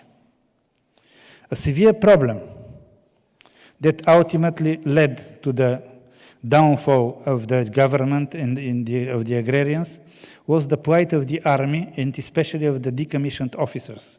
The agrarians distrusted them, blamed them for the defeat, claimed that they had been too close to King Ferdinand, and thus shared the blame for the disastrous decisions taken. In a word, the military brass felt a smoldering resentment, and it became the backbone of the conspiracy in 1923. The war dealt a devastating blow on the traditional parties blamed for the defeat. The Bulgarian Agrarian Union, led by the charismatic Alexander Stambulisky, attracted the sympathy of the peasants. In the elections of August 1919, the agrarians managed to win a majority, which, however, was not an absolute one. The agrarians proclaimed a classless ideology. Stambulisky proposed the idea of a society composed of social groups cooperating with each other. But this was only in theory. In reality, the peasants were considered to be the cornerstone of the society. The agrarians distrusted the cities as a whole, the bureaucracy as a whole, the intellectuals as a whole, the workers as a whole, the traditional politicians as a whole. In a word, by the beginning of 1923, they managed to antagonize virtually all social and political groups a part of the peasantry itself. An additional blow on the influence of the traditional parties was the national referendum on creating a special court for the so-called culprits for the two national catastrophes in 1913 and 1918. As a result, almost all ministers in the governments that ruled the country in 1912-1918 were sent to prison. Following their victory in the elections, the agrarians tried to occupy all important positions in the state, though they were lacking the necessary human resources. Feeling threatened on all sides, they even created their own paramilitary force, the so-called Orange Guard. The Bulgarian socialists represented one of the oldest socialist movements in the Balkans. In 1903, following the developments in some European socialist parties, they split into left and right. Up to the wars, the socialists were a negligible factor in Bulgarian politics. The defeat bolstered their influence. The left remained their party into a Bulgarian Communist Party, and from 1919 on, faithfully followed the directions of the Communist International. A part of their important group in the parliament, the left managed to win the local elections in a number of cities and villages and started to create the so-called communes, in which they tried to implement in practice the tenets of their ideology by levying high local taxes on the wealthy, organizing cooperative bakeries, selling bread on subsidized prices to the future, and so on and so on. In most places, the communes were short-lived. They met with the joint opposition of the traditional parties, the agrarians, the well-to-do. The center and the right tried to regroup in an attempt to garner yet again the lost political influence. Some of the parties, which lost heavily at after-war elections, merged with the hope of presenting a greater challenge in the future. Some intellectuals, who followed closely the developments in Italy then, suggested that the traditional parties have lost their credit and proposed instead a tight, comparatively small commanding center of right-wing intellectuals, some second-ranked politicians, and military who could serve as a rallying center of the right. Thus, in 1922, the so-called People's Accord was formed with Alexander Tsankov at its head. In 1919, a deeply secretive military league was created. A new phenomenon in Bulgarian political life, the league became a natural ally of the right-wing movements and an ardent foe of the agrarians. Its legal wing was the so-called Union of Officers from the Reserve. In 1922, the traditional center and right-wing groups united and coordinated their activities in the so-called Constitutional Union. The union tried to initiate an anti-government mass movement, but its success was meager. Most of its leaders were arrested and ultimately prosecuted under the law for the culprits for the national catastrophe.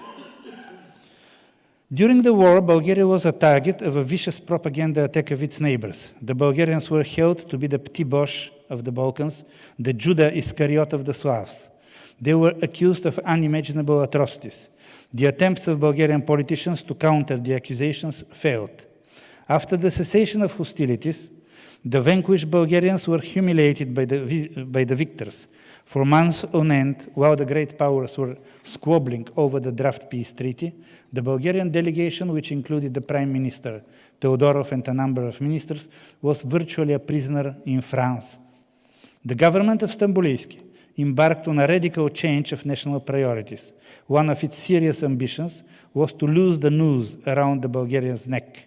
The efforts were twofold.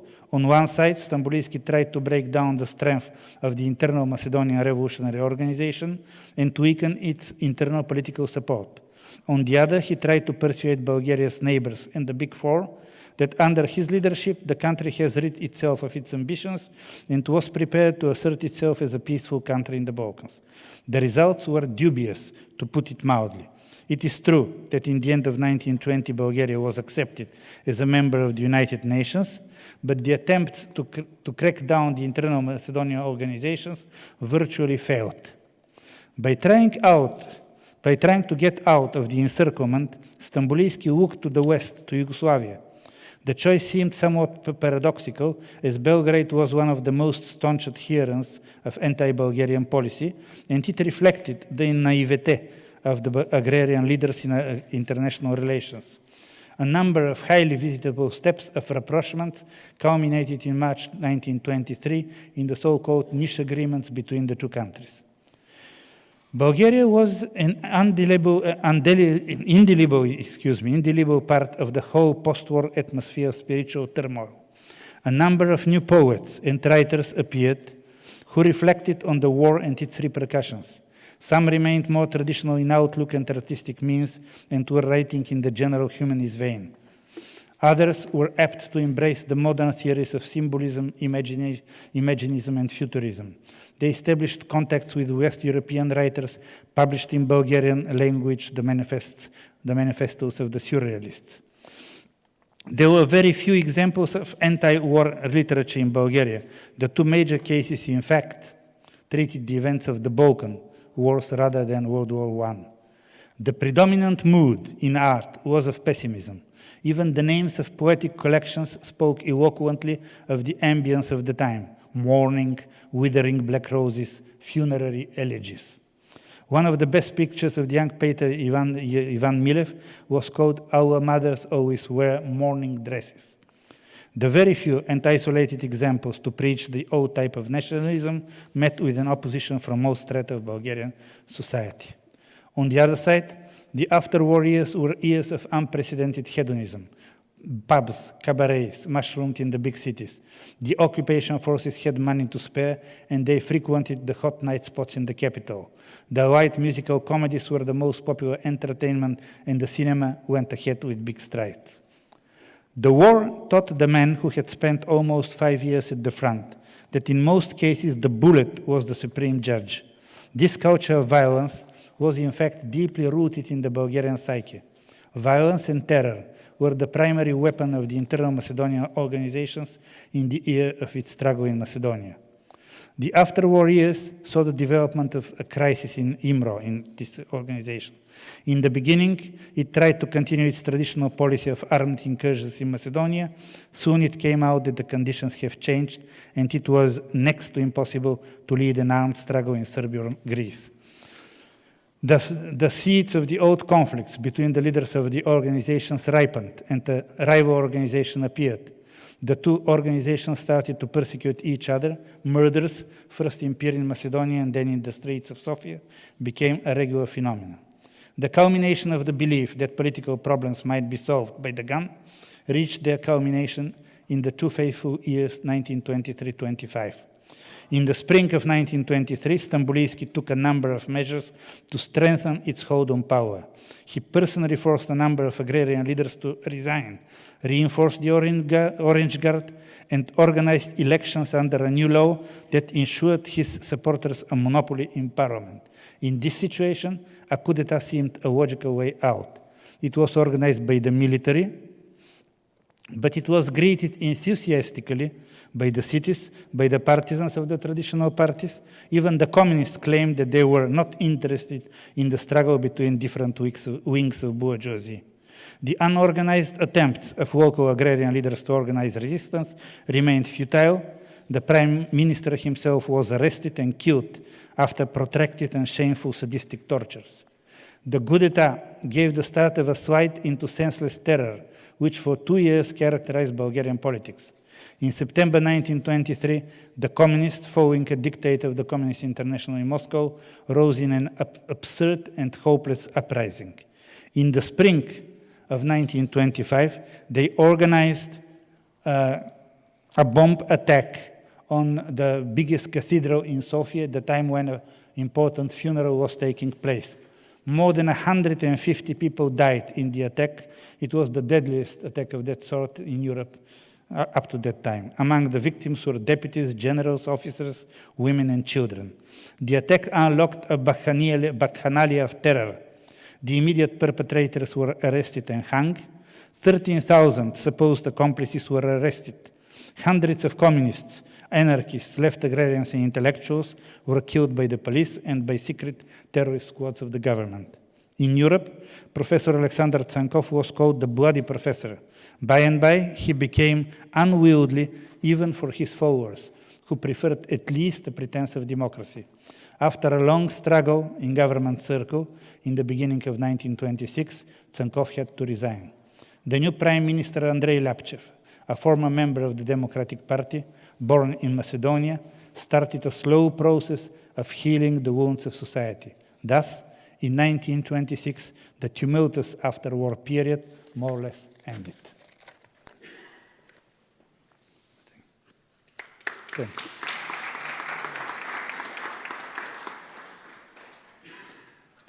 Thank you. And now may I ask the three speakers to come here behind the table. We will continue with a panel discussion.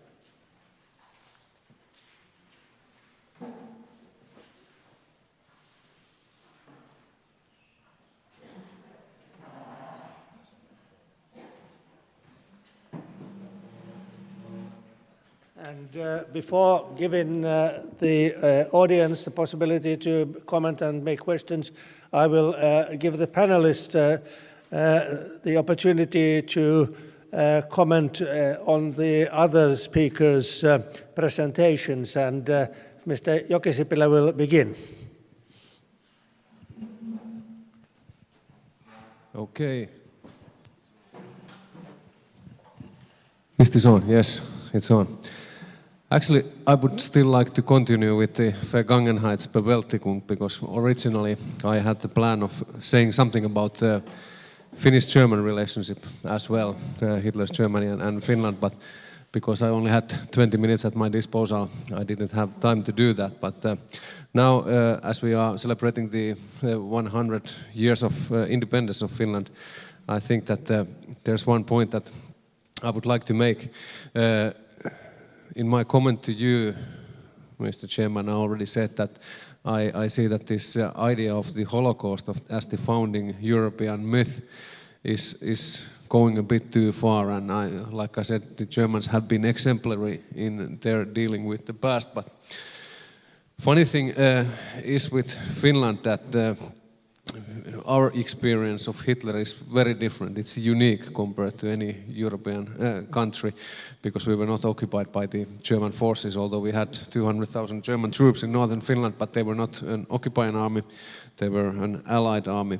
And then the whole continuation war from 1941 to 1944, I think, would have ended completely differently without the massive German strategic and material assistance that we got during those 3 years in power. And I know when I was a younger historian, that was in a way a publicity stunt to say that we in Finland we still have some Vergangenheitsbewältigung to do with our relationship with Adolf Hitler's Germany.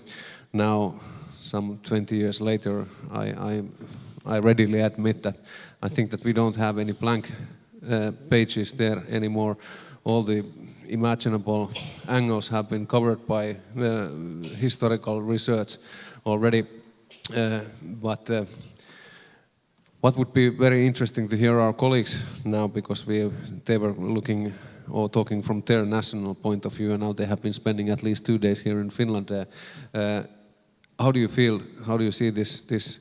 Or do you have an idea that, or this kind of idea that Finland still has some Vergangenheitsbewältigung to do with its relation, regarding its relationship between itself and Adolf Hitler's National Socialist Germany? Because I am in a way a prisoner of my own national perspective. I cannot say I cannot take this outside point of view. I don't know how is this seen otherwise. Yes, that was my question to the colleagues. Well, and Professor Ortayli can continue. With that question you put me now? Well, you can answer that question, but also comment on Mr. Jokisipilä's. On the? Mr. Jokisipilä's. Yeah, the comments on the historiography of Germany, you mean? Yes, the relationship between Finland and Germany. Yeah, the relationship within Finland and Germany, as far as I know, of course, it's quite understandable. Because if Marshal Mannheim is against Russia, and if they have a fight, so they get some kind of help, and some people support them. That's very clean, and I can't understand it why it should be a kind of problematic for historiography or for the justification of the history, for a kind of consolidation. That's another pact. Whatever we call about it, the historiography of modern times, the 20th century, and especially wartime, is really,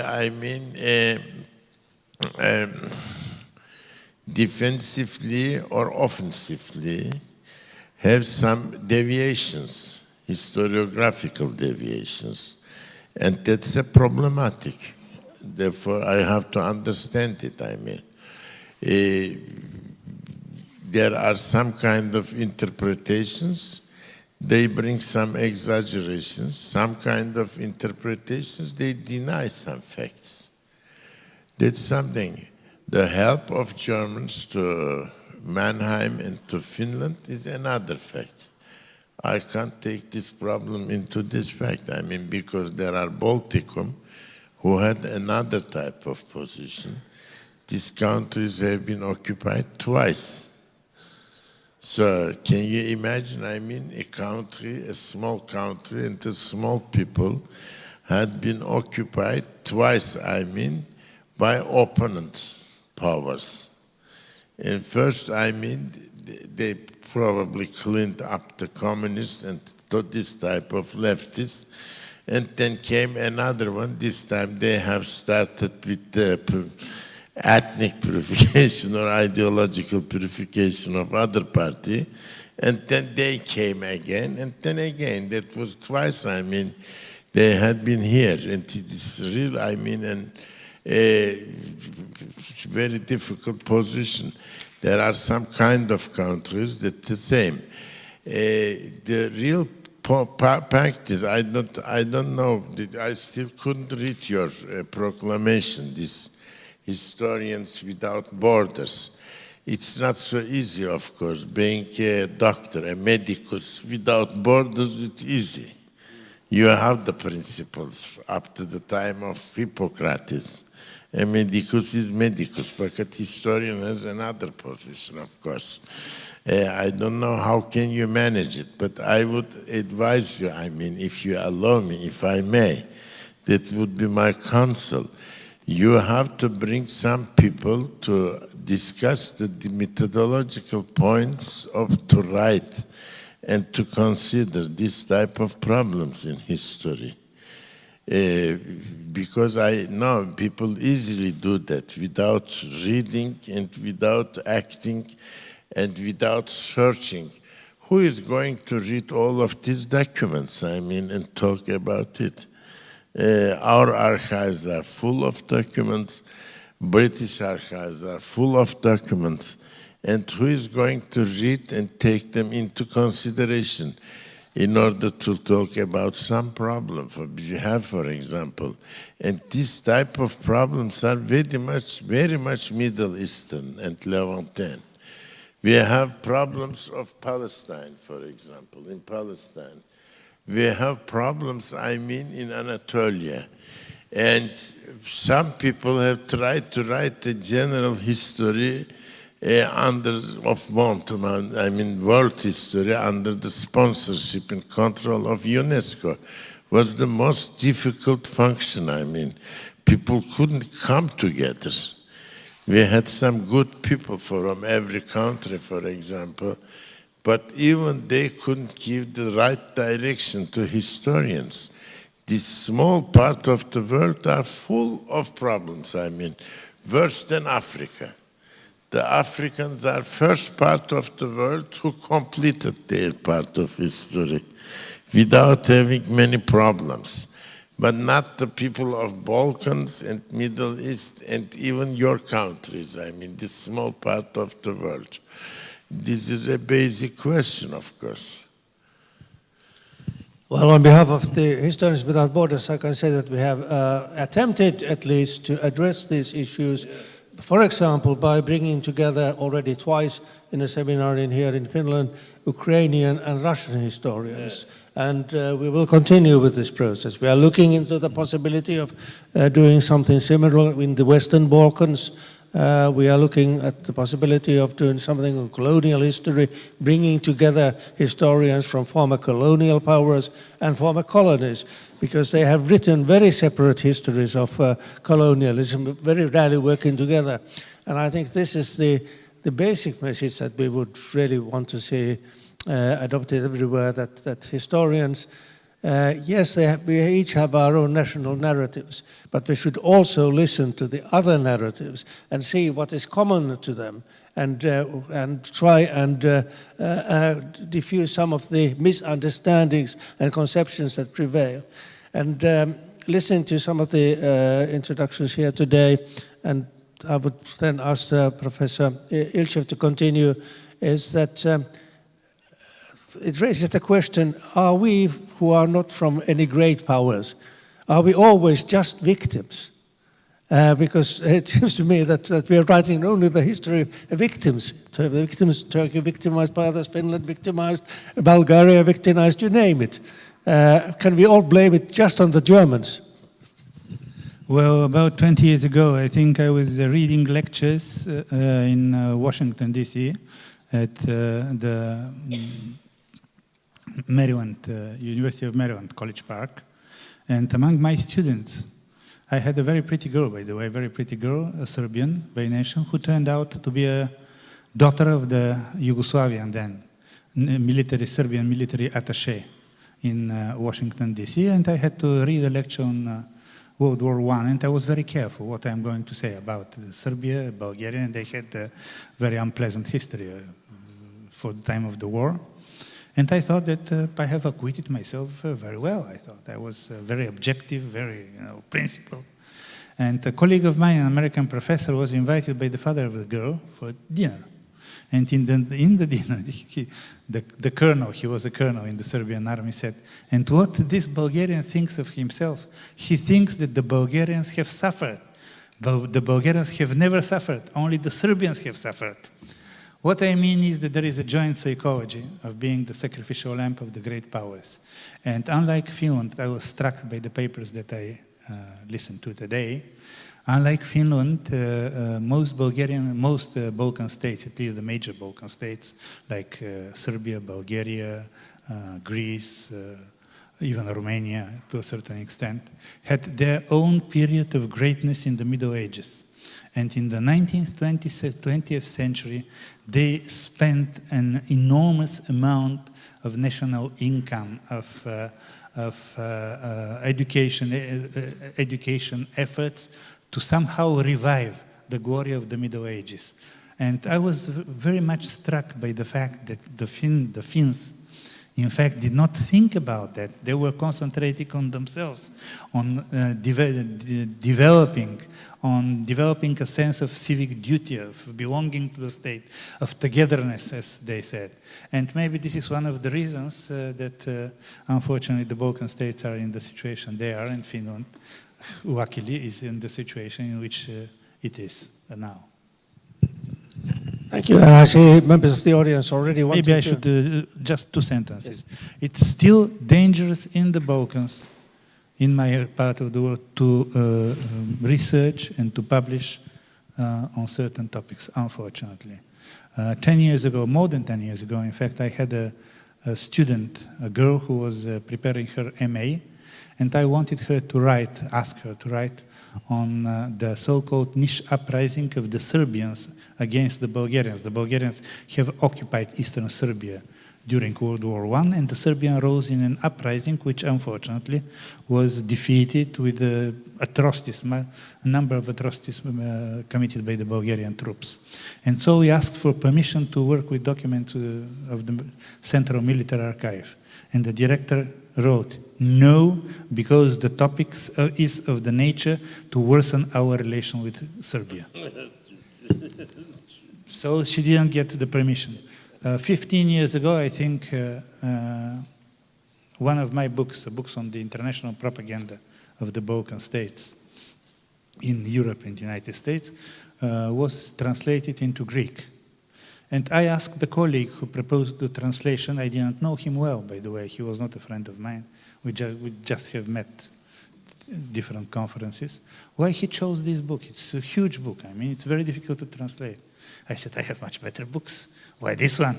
And he said, I want to show my colleagues in Greece that it's possible to write of the past without national hatreds.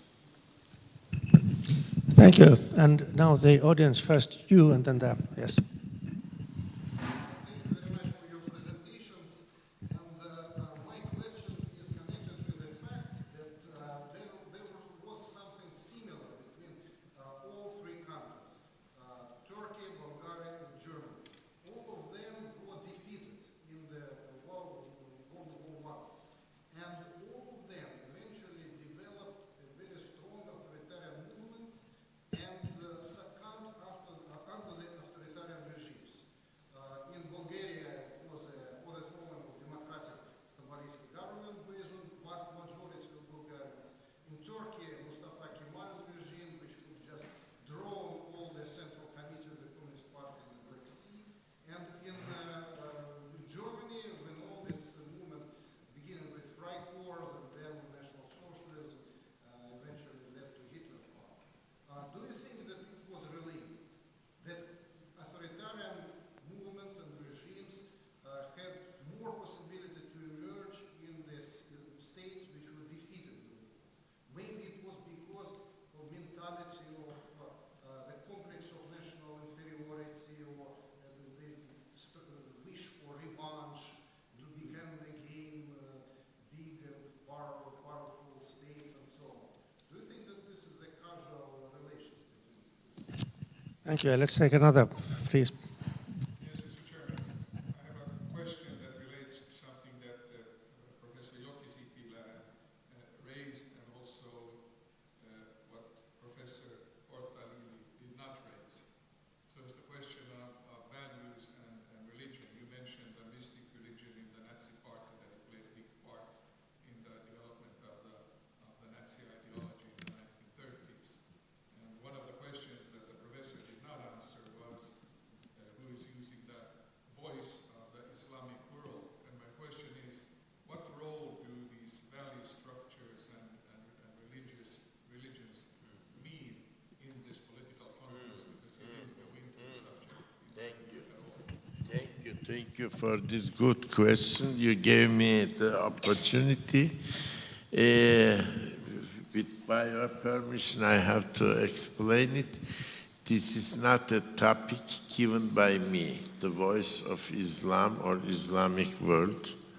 Je m'en fous, I would say, because I have my doubts, like many of the social scholars of my country, whether Islamic world has such a common voice. This is a typical one. But on the other hand, I know that even the most laïc, even leftist scholars of Western world, Christians anyway, have this type of prejudice. This is a prejudice, forget it. There is no voice of Islam. There are some sub-proletarian people in Islamic world who have no future, who have the sense of insecurity, and sometimes they had been supported and even confronted with some others, lumpen prolets and some or sub-prolets from Christian world, as it is the case of ISIS as this last moment. People who have no future and who have no space on this world. The qualification of the work process, labor process, enables them to get some marceau from the CAC. That's very important. The pollution and climatic changes of the agricultural world, rural areas, also prevent them to stay there, and etc. We don't like to talk about it. But anyway, the disenchantés will increase in numbers, both women and men. Therefore, there is not a voice of Islam. Turkey is the voice of Islam, I mean the laicist world, it's the struggle of this world.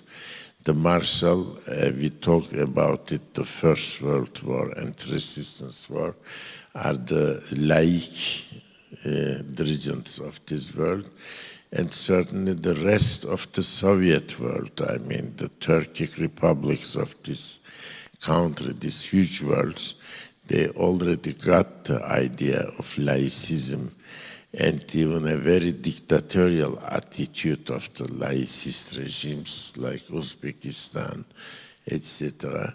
So there is another voice which we have to take into consideration. And certainly Islam has new trends, new interpretations. That would be another fact of that.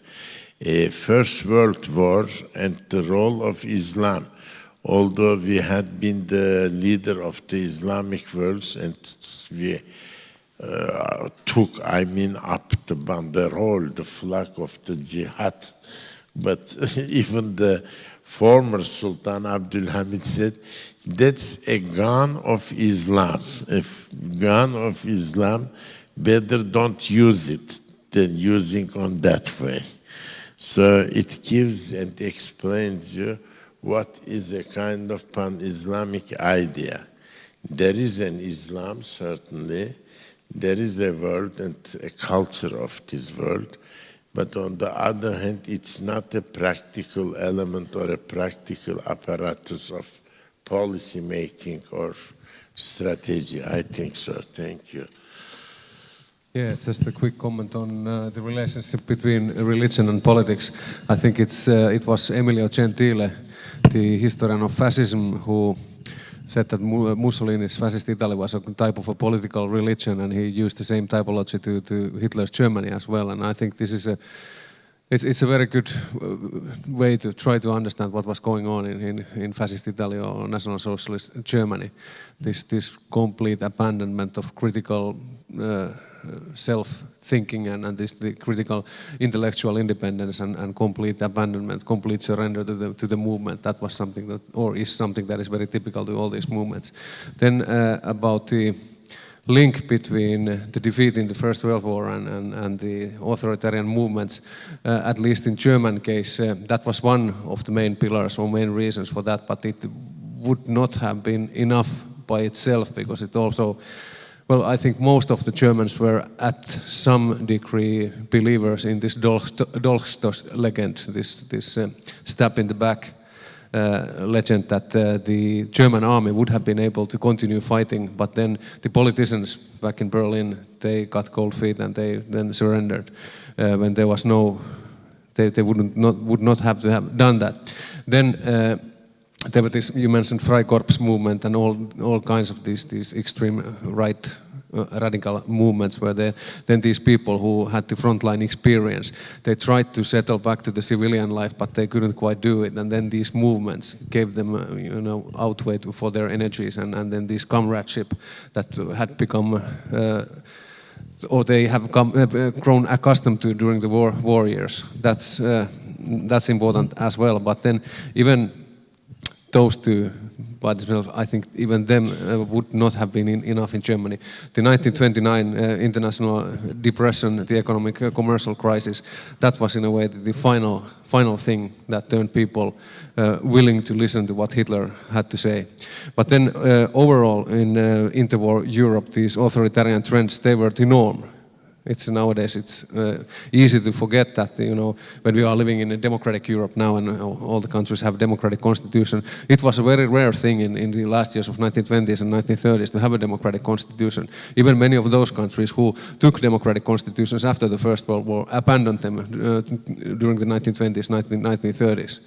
So I think it was even more general. It was something that was very much in the air in the war Europe, this trend towards authoritarian and dictatorial forms of government. Professor Ilchev, and then have to break. I have to refute something that was stated in the question. Not only the defeated countries slided into authoritarian regimes. Authoritarian regimes were the rule in the Balkans as a whole. Greece moved to an authoritarian regime. Yugoslavia, which was a big victor in the war, also became authoritarian. Romania became authoritarian. Poland, which was also a big victor, moved into some kind of authoritarianism. What I want to say is that all those countries that I mentioned did not have democratic traditions compared with the democratic traditions of Belgium, the Netherlands, France, Great Britain. Even Germany had weak democratic traditions. Germany, in fact, stepped on the road of democracy after 1870, more or less. So they were very weak and easily yielded to pressure. And another thing that was mentioned sometime here, and which I do not think is correct, Nazi Germany was never a model for most of these authoritarian regimes. They liked Italy of Mussolini. The Italian regime of Mussolini, the fascism of Mussolini, was much closer to their ideas and beliefs, with his idea of a classless society, of cooperation between the states, and so on and so on. Nazi Germany, especially in the Balkans, I do not know about Poland, but for the Balkans, never a pro-Nazi party, never appeared a major pro-Nazi party. Right, and I think it's fair to give the last word to our host, Dr. Nuorteva. Maybe I can. Just a brief comment. I know that Professor Ortayli must go and take the flight, but I will say that when we were talking about the role of Islam, we have to remember that it was very multifaceted situation, because we had Muslims also in the British army and in the Russian army. And also the Germans very actively tried to make the Sultan to declare jihad. And many also the Russian troops and also the British troops deserted, because we had, especially in the Palestinian areas, India was not all India, that was also Pakistan. And that meant that they were the Muslims also. So that was very active propaganda, so that when we look at the situation, it was not that it would be only national states, but we see that they were very multi-ethnic, multi-religious, multicultural countries, and that makes why the situation was so, you can say, tumultuous also after the First World War. Well, thank you. I think you have raised some items for further research, or at least further discussion, and the further discussion can continue immediately over coffee, which is served in the hall. Thank you very much.